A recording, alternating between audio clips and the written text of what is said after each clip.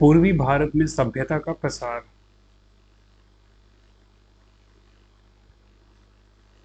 सभ्यता के लक्षण।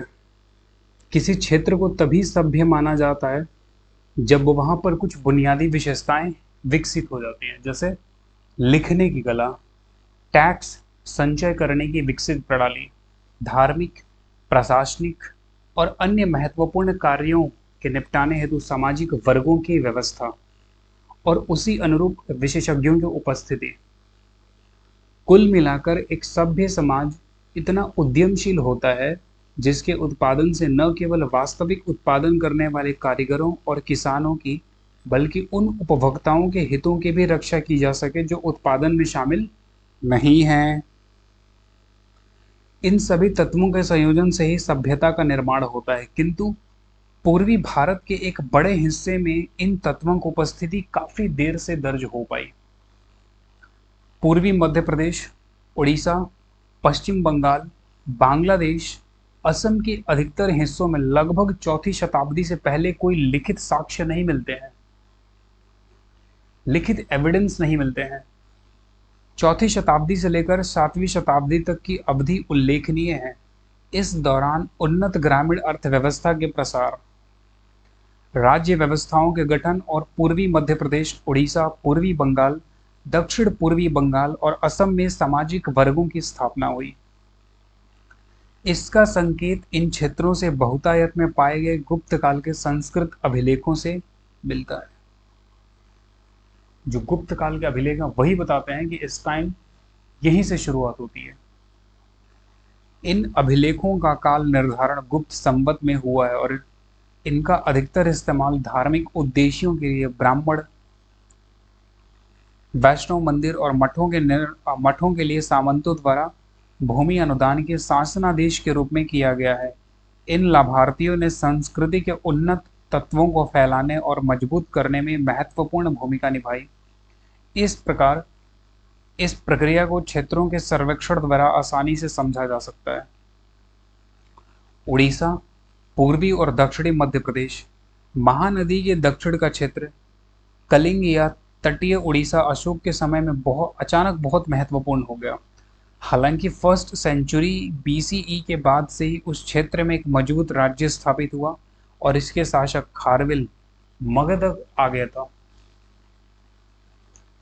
पहली और दूसरी शताब्दी तक उड़ीसा के बंदरगाहों से मोती, हाथी के दांत, मलमल का अच्छा व्यापार होता था। भुवनेश्वर से 60 किलोमीटर की दूरी पर खारविल की राजधानी कलिंग नगरी के शिशुपालगढ़ में उत्खनन से रोमन साम्राज्य के साथ व्यापारिक संपर्कों को दर्शाने वाली कई रोमन वस्तुओं के संकेत मिले हैं।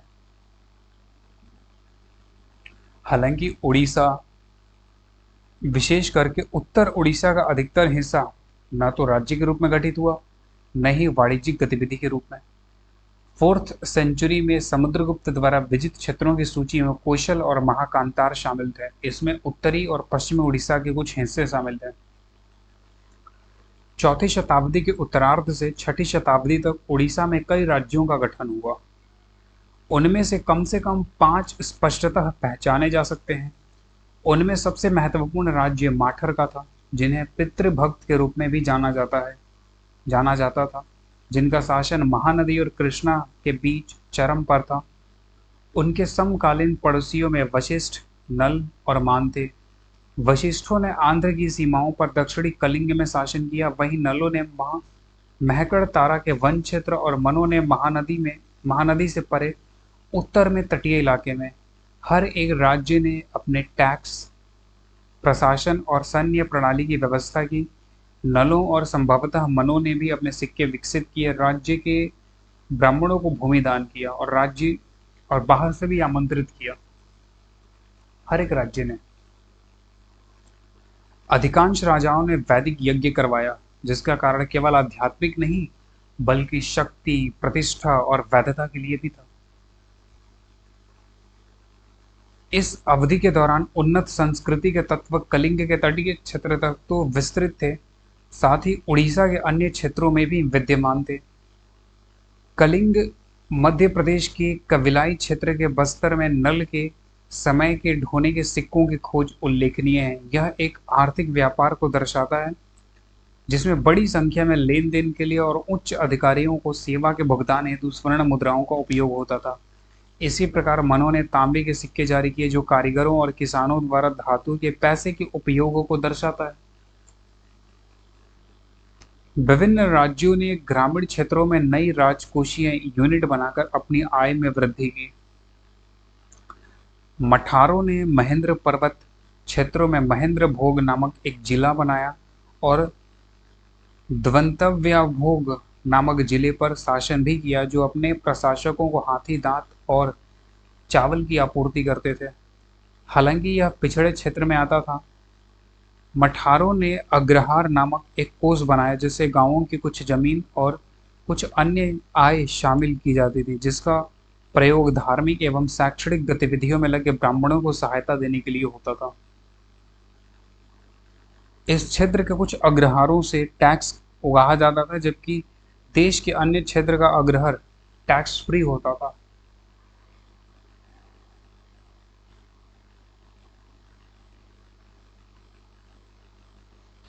ब्राह्मणों के आगमन से भूमि अनुदान द्वारा कबीलाई क्षेत्र जंगल और लाल मिट्टी के इलाकों में भी कृषि का आरंभ हुआ जिससे मौसम की बेहतर समझ के साथ नई भूमि में कृषि का आरंभ हुआ। पूरे वर्ष की 4-5 महीनों की 3 यूनिट्स में विभाजित किया गया। 3 ऋतुओं के आधार पर समय का निर्धारण किया गया। मठारों के समय से 5वीं सदी के मध्य में लोगों ने वर्ष को 12 चंद्र महीनों में विभाजित करने की प्रथा शुरू की और इसका मतलब ये था कि मौसम की स्थिति को ठीक से जानने से था जो आगे चलकर कृषि कार्यों के लिए उपयोगी सिद्ध हुआ। इसीलिए एग्रीकल्चर पढ़ाया जाता है। उड़ीसा के तटीय क्षेत्रों में 3rd सेंचुरी बीसीई के बाद से ही लेखन की जानकारी हो चुकी थी। 4th सेंचुरी के उत्तरार्ध में अभिलेख प्राकृत भाषा में लिखे जाते थे लेकिन सन 350 से संस्कृत का उपयोग होना शुरू हो गया था।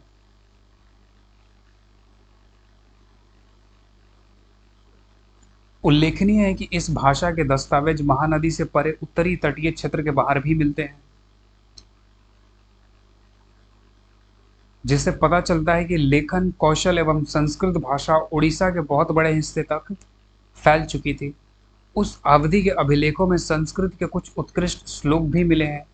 संस्कृत भाषा धर्म और संस्कृति के प्रसार का माध्यम तो था ही, साथ ही नए क्षेत्रों में संपत्ति संबंधी कानूनों और सामाजिक नियमों का भी माध्यम बनी। संस्कृत के शासन पत्रों एवं दस्तावेजों में पुराणों एवं धर्मशास्त्रों की सूक्तियों को उद्धृत किया गया है। राजा वर्ण व्यवस्था के संरक्षक माने जाते थे। गंगा और यमुना के संगम स्थल प्रयाग में गंगा में डुबकी लगाना पवित्र माना जाता था। तो बहुत सारी नई चीजें इवॉल्व होती हैं अगर आप ध्यान से सुनेंगे तो। गंगा और यमुना के संगम स्थल प्रयाग में गंगा की डुबकी लगाना पवित्र माना जाता था। विजयी राजा यहाँ आकर पुण्य लाभ लेते थे। बंगाल बंगाल के परिप्रेक्ष्य में देखें, जो उत्तरी बंगाल के कुछ हिस्से जो अब बोगरा जिले में, और बोगरा जिला बांग्लादेश में है, वहां से अशोक के शासन काल में लेखन के प्रसार के साक्ष्य मिलते हैं। सेंचुरी से पहले के समय का एक अभिलेख में बौद्ध भिक्षुओं के भरण पोषण हेतु सिक्कों और अनाज से भरे भंडार घर का वर्णन है। जाहिर है कि स्थानीय किसान इतना उत्पादन कर लेते थे कि उनके एक हिस्से से टैक्स का भुगतान किया जा सके और दान दक्षिणा भी दे सकें। इस क्षेत्र के लोग प्राकृत भाषा को जानते थे, बौद्ध धर्म के अनुयायी थे। इस प्रकार साउथ ईस्ट बंगाल में नोआखली में मिले एक अभिलेख से संकेत मिलता है और ये वही नोआखली है जहाँ गांधी जी गए थे, और ये वही नोआखली है जो बांग्लादेश में, यह भी हिंदुस्तान का भाग नहीं है।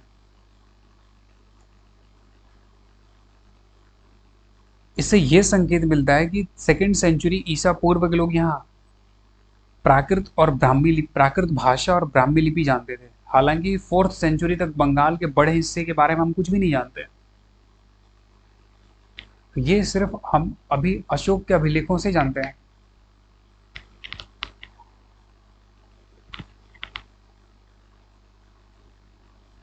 फोर्थ सेंचुरी के मध्य में महाराज की पदवी वाले एक राजा ने बांकुरा जिले के दामोदर के पोखराना में शासन किया। संस्कृत जानते थे, विष्णु भक्त थे।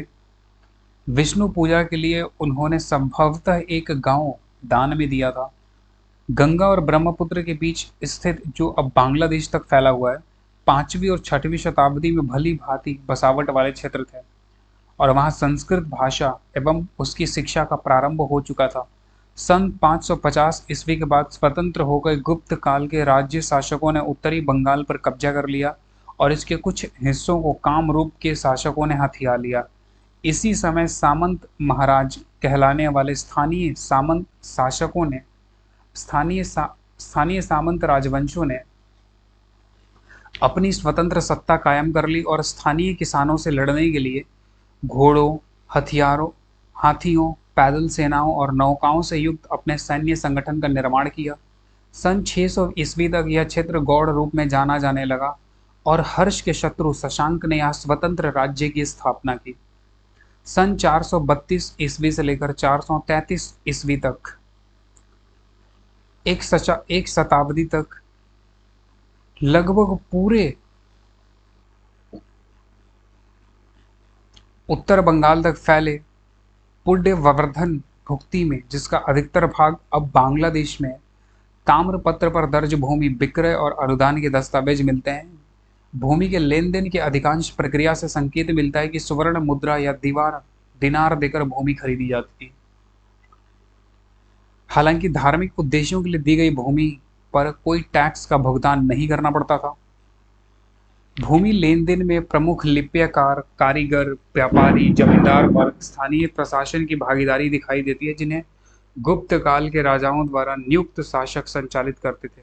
भूमि बिक्री के दस्तावेज न केवल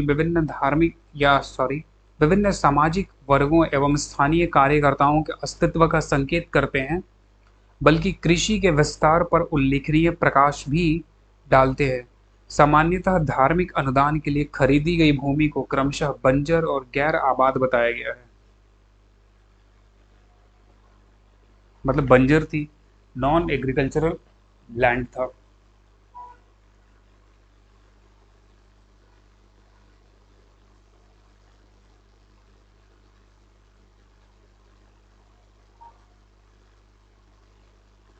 भूमि लेन देन में प्रमुख लिप्यकार, व्यापारी, कारीगर, जमींदार और स्थानीय प्रशासन की भागीदारी दिखाई देती है, जिन्हें गुप्त काल के राजाओं द्वारा नियुक्त शासक संचालित होते थे। भूमि बिक्री के दस्तावेज न केवल विभिन्न सामाजिक वर्गों एवं स्थानीय कार्यकर्ताओं के अस्तित्व का संकेत देते हैं, बल्कि कृषि के विस्तार पर उल्लेखनीय प्रकाश भी डालते हैं। सामान्यतः धार्मिक अनुदान के लिए खरीदी गई भूमि को जनरली बंजर और गैर आबाद बताया गया है, इसीलिए अनुदान वाले भूखंडों को खेती और बसावट के दायरे में लाने के उद्देश्य से इन पर टैक्स नहीं लगाया गया था। और आज भी यही होता है कि अगर आप कोई कंपनी स्थापित कर रहे हैं जो लोगों को रोजगार देती है सरकार की नज़र में, तो सरकार आपको इंटेंसिव देती है। जो प्रोडक्शन लिंक्ड इंटेंसिव है, वो इंटेंसिव यही है पीएलआई स्कीम। उस समय भी था ताकि एक्सपैंड हो, ताकि आप फले फूलें, तब बाद में सरकार आपसे टैक्स कलेक्ट करेगी। बंगाल में बने ब्रह्मपुत्र के डेल्टाई क्षेत्र को समतट कहा जाता है, जिसे समुद्रगुप्त ने 4वीं सदी में जीतकर अपने अधीन कर लिया था। उस समय यह क्षेत्र दक्षिण पूर्वी बंगाल तक फैला था। इस क्षेत्र के एक हिस्से की आबादी घनी थी, जिसे गुप्त सम्राट को अपनी तरफ आकर्षित किया होगा। सेना में शामिल होने के लिए खेती कर सकते हैं लोग।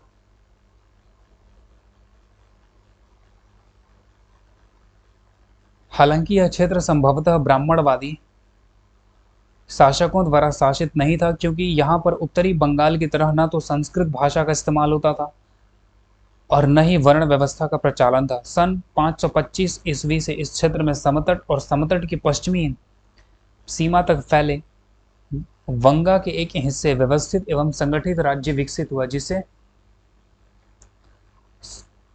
समतट या वंगा का राज्य कहा जाता है, जिसके शासक साम हरदेव ने 6th सेंचुरी के उत्तरार्ध में पर्याप्त संख्या में सोने के सिक्के जारी किए। 7वीं शताब्दी में ढाका क्षेत्र में खंडंगों अर्थात तलवार बाजों का राज था। इसके अलावा कोमिला क्षेत्र में लोकनाथ नामक एक ब्राह्मण संत का राज्य और राट वंश का राज्य था। साउथ ईस्ट और मध्य बंगाल के इन सभी शासकों ने 6th 7th सेंचुरीज में जमीनें दान दी। उड़ीसा के राजाओं की तरह उन्होंने भी अग्रहारों की व्यवस्था की। भूमि दस्तावेजों में संस्कृत का विकास देखने को मिलता है, जिसमें 7वीं सदी के उत्तरार्ध से कुछ परिष्कृत छंदों का भी उपयोग किया गया है। साथ ही वह खेती और ग्रामीण बस्तियों के विस्तार की भी पुष्टि करते हैं। बंगाल और उड़ीसा के बीच सीमावर्ती इलाकों में दंड भुक्ति नामक एक राजकोषीय और प्रशासनिक इकाई का गठन किया गया। दंड का मतलब राजा और भुक्ति का मतलब आनंद। ये प्रतीत होता है कि यह इकाई उस क्षेत्र के आदिवासियों को सजा देने सुधारने के उद्देश्य से बनाई गई थी। इन क्षेत्रों में संस्कृत और संस्कृति के अन्य तत्वों को बढ़ावा मिला। ये बात वर्धमान जो बंगाल में जिला है के बारे में भी सच प्रतीत होती है, जिन्हें हम 6th सेंचुरी में ही जान पाते हैं। साउथ ईस्ट बंगाल के फरीदपुर क्षेत्र बौद्ध विहार को दी गई 5 किता भूखंड को बंजर और जल में डूबी रहने वाली बताया गया, जो बौद्धों को दी गई, जिससे उन्होंने इस राज्य के लिए कोई टैक्स नहीं लिया। इसी तरह कोमिल्ला जिले में हिरणों, शुअरों, भैंसों, बाघों, सांपों और अन्य जंतुओं से भरे वन क्षेत्र 200 ब्राह्मणों को एक बड़ा क्षेत्र दिया गया। ऐसे सारे उदाहरण नए क्षेत्रों, बसावट और सभ्यता की प्रगति के पर्याप्त प्रमाण देते हैं। इससे ये बात साबित होता है कि वहां पे पहले कुछ नहीं था, तभी तो दान दिए गए और टैक्स फ्री किया गया। बंजर बताया जा रहा है, जंतुओं से भरा हुआ वन क्षेत्र बताया जा रहा है, तो ये साफ साफ जाहिर करती है कि वहां से पहले मतलब वहां सभ्यता नहीं थी। 5th सेंचुरी के उत्तरार्ध में लगभग 2 शताब्दियों तक बंगाल के इतिहास में बहुत ही महत्वपूर्ण है। ब्राह्मणवाद की प्रगति, बौद्ध धर्म का उदय इसी दौरान हुआ। 5th सेंचुरी से के उत्तरार्ध से लगभग दो शताब्दियों तक का समय। प्रारंभिक शताब्दियों में बुद्ध की मूर्तियां नहीं के बराबर दिखती है। बाद में वह बोध गया, सांची, मथुरा, गांधार में पाई गई और 5वीं शताब्दी में बंगाल के कई स्थानों पर प्रतिमाएं स्थापित की गई। मध्य युग के प्रारंभिक काल में न केवल बिहार बल्कि उत्तरी बंगाल में भी बौद्ध विहारों की स्थापना हुई। 5th और 7th सेंचुरी के बीच लगभग आधे दर्जन बड़े छोटे राज्यों का गठन हुआ, जिनमें से कुछ स्वतंत्र, कुछ सामंतवादी थे।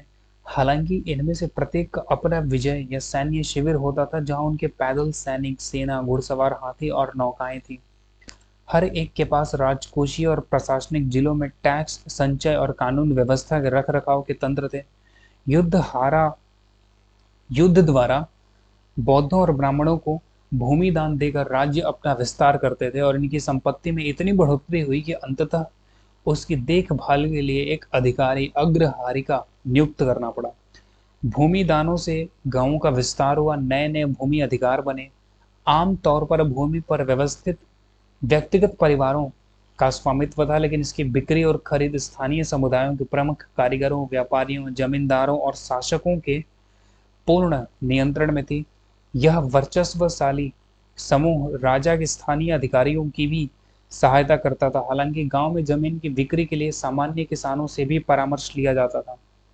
ऐसा लगता है कि यह मूल रूप से भूमि की खरीद बिक्री समुदाय की सहमति के बिना संभव नहीं था।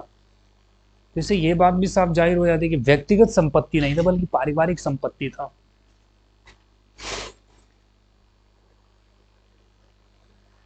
इसलिए जब भूमि के वास्तविक मालिक यानी कि स्थानीय व्यक्ति भी किसी को धार्मिक उद्देश्य के लिए भूमि उपहार में देता था, तो भी समुदाय की सहमति आवश्यक होती थी,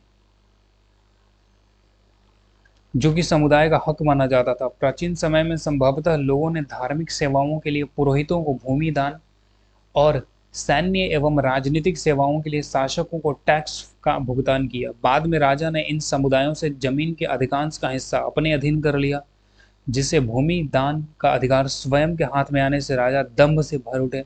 अब न सिर्फ अधिकतर जमीनों के टैक्स पर राजा का अधिकार था, बल्कि वे खाली और बंजर भूमि के भी मालिक होते थे।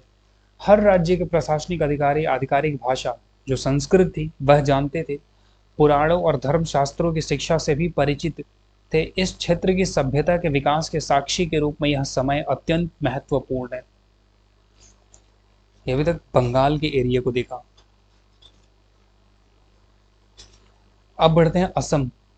पूरब से पश्चिम तक फैली ब्रह्मपुत्र घाटी के किनारे बसा कामरूप 7वीं शताब्दी में प्रकाश में आया। हालांकि गुवाहाटी के पास अंबरी के उत्खनन में पता चला है कि यहाँ पर बस्तियां ईसा युग की 4थी शताब्दी से पहले ही बस चुकी थी। उसी शताब्दी में समुद्रगुप्त ने डवाक और कामरूप से टैक्स वसूलने शुरू कर दिए थे। संभवतः डवाक नवगांव जिले का और कामरूप ब्रह्मपुत्र घाटी के मैदान का नाम था। समुद्रगुप्त को टैक्स सौंपने वाले शासक कबीलाई किसानों से टैक्स वसूलने वाले प्रमुख थे। गुवाहाटी के पास अंबरी में हुए उत्खनन से स्पष्ट होता है कि 6वीं 7वीं शताब्दी में बस्तियां काफी विकसित थीं, जिनके प्रमाण अभिलेखों में भी मिलते हैं। 6ठी शताब्दी की शुरुआत तक संस्कृत भाषा और लेखन कला के उपयोग के प्रमाण मौजूद हैं। कामरूप राजाओं ने अपनी उपाधि वर्मन रखी, जिसे न केवल उत्तरी मध्य और पश्चिमी भारत में बल्कि बंगाल, उड़ीसा, आंध्र प्रदेश, कर्नाटक और तमिलनाडु में भी स्वीकार किया गया। इस उपाधि या पदवी का अर्थ हथियारबंद या कवच होता था, जो योद्धा होने का प्रतीक था। यह पदवी मनु द्वारा क्षत्रियों को दी गई थी। क्षत्रिय लोगों ने ब्राह्मणों को भूमि दान के माध्यम से अपनी स्थिति को और मजबूत किया। 7वीं शताब्दी में भास्कर वर्मन एक राजा के रूप में उभरा, जो ब्रह्मपुत्र घाटी के एक बड़े हिस्से और इसके आगे के कुछ इलाकों को भी कंट्रोल करता था। यहाँ बौद्ध धर्म ने भी अपनी पकड़ मजबूत की और चीनी यात्री वेनसांग ने इस राज्य का दौरा किया। ये असम के बारे में जानकारी है। रचनात्मक काल। पूर्वी भारत के विभिन्न हिस्सों में बेशक अलग अलग समय पर महत्व मिला, किंतु 4ठी शताब्दी से लेकर 7वीं शताब्दी तक का रचनात्मक का चरण था। इस दौरान पूर्वी मध्य प्रदेश, उत्तर उड़ीसा, पश्चिम बंगाल, बांग्लादेश के कुछ हिस्सों, असम में संस्कृत शिक्षण, वैदिक अनुष्ठान, ब्राह्मणवादी सामाजिक वर्ग और राज्य प्रणाली आदि फैले, फले, फूले और विकसित हुए। गुप्त साम्राज्य के साथ सांस्कृतिक संपर्क ने पूर्वी क्षेत्र में सभ्यता के प्रसार को आगे बढ़ाया। उस समय उत्तर बंगाल और उत्तर पश्चिम उड़ीसा में गुप्त शासन था। इन प्रदेशों के अभिलेखों में गुप्त संवत के उपयोग से, गुप्त शासन से इनके संपर्क और गुप्तों के प्रभाव का अनुमान लगाया जा सकता है। सामंतवादियों ने बंगाल में नए राज्यों का गठन किया और इससे अपने सैन्य शिविरों में पर्याप्त संख्या में हाथी, घोड़े, नौकाएं आदि व्यवस्थित किए, क्योंकि यहाँ पर काफी घने जंगल थे, आज भी हैं काफी घने जंगल। इन वेतन भोगी सेनाओं के संचालन के लिए उन्होंने स्पष्ट रूप से ग्रामीण समुदायों से नियमित रूप से टैक्स इकट्ठा किया। पहली बार 5वीं और 6वीं शताब्दी में स्पष्ट रूप से बड़े पैमाने पर लेखन कार्य होता है इस इलाके में, जिसे संस्कृत का इस्तेमाल वर्ण आधारित समाज के गठन और बौद्ध धर्म के विकास हुआ। इसके अलावा इस क्षेत्र में ब्राह्मणवाद के विकास के रूप में शैववाद और वैष्णववाद को भी बढ़ावा मिला। हालांकि भूमि पर सामुदायिक प्रभाव जारी थे, किंतु निजी भूमि की व्यवस्था का प्रचलन था, जिसे सोने के सिक्कों से इसे खरीदा जा सकता था। और यह सब एक उन्नत खाद्य उत्पादक अर्थव्यवस्था के परिचायक है। स्पष्टतः यह हल की जुताई से और धान को रोप कर की जाने वाली खेती के साथ ही विभिन्न प्रकार के शिल्प ज्ञान पर आधारित था। कालिदास ने वंगा में धान की रोपनी का वर्णन किया है, लेकिन हमें यह नहीं पता चल पाता है कि यह पद्धति स्थानीय थी, मगध से आई थी, नहीं मालूम है।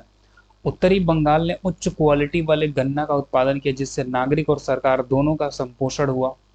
अपेक्षाकृत कम आबादी वाले जगहों में बड़े पैमाने पर ग्रामीण बस्तियों को बढ़ावा मिला। यद्यपि उस समय के राजकुमारों, राजवंशों, सामंतों और केंद्रीय सत्ता की स्पष्ट रूपरेखा बताना संभव नहीं है, लेकिन पूर्वी क्षेत्र के बाहरी प्रांतों में संस्कृति और सभ्यता के विकास में कोई संदेह नहीं है। गुप्त साम्राज्य के पतन के साथ इन बाहरी प्रांतों में काफी प्रगति हुई।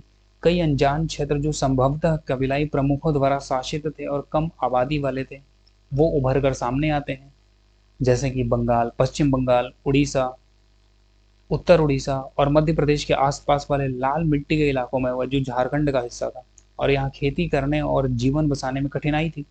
बाद में यह समृद्ध क्षेत्र बनकर उभरा। ऐसा ही जलोढ़ मिट्टी और भारी वर्षा वाले जंगली क्षेत्रों में भी देखा गया। इनका एक कालक्रम देखें तो 3री शताब्दी ईसा पूर्व उड़ीसा में लेखन का ज्ञान, जब कलिंग पर अटैक किया था अशोक ने। 2री शताब्दी ईसा पूर्व दक्षिण पूर्वी बंगाल में लोगों को प्राकृत और ब्राह्मी लिपि का ज्ञान हो चुका था। 1ली शताब्दी ईसा पूर्व महानदी के दक्षिण में कलिंग में खारवेल ने मजबूत राज्य की स्थापना की और मगध तक पहुंचा। 1ली-2री शताब्दी ईस्वी में उड़ीसा ने मोती, हाथी के दांत और मलमल का व्यापार किया। 4th सेंचुरी गुवाहाटी के पास अंबरी में बसती हैं। बंगाल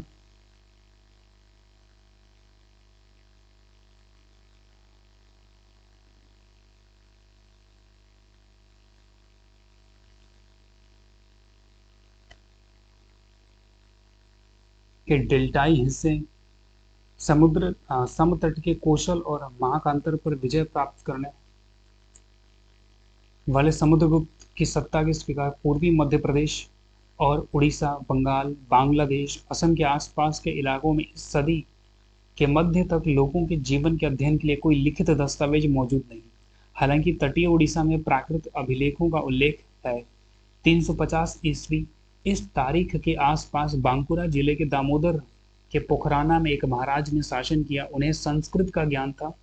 इस समय संस्कृत का उपयोग शुरू हो गया था। 4वीं से 6वीं शताब्दी ईस्वी उड़ीसा में कई राज्यों का गठन, उनमें से 5 की पहचान।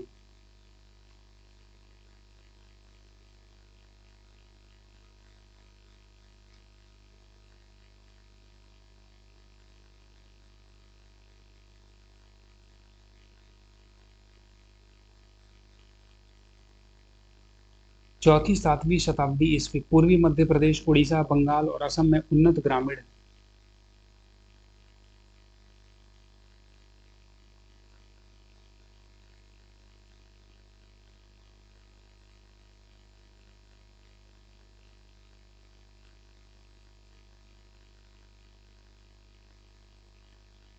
अर्थव्यवस्था का विकास, राज्य का गठन, सामाजिक वर्गों का विभाजन, लेखन, संस्कृत शिक्षा, वैदिक अनुष्ठान इत्यादि का प्रारंभिक चरण 4th सेंचुरी से 7th सेंचुरी के बीच।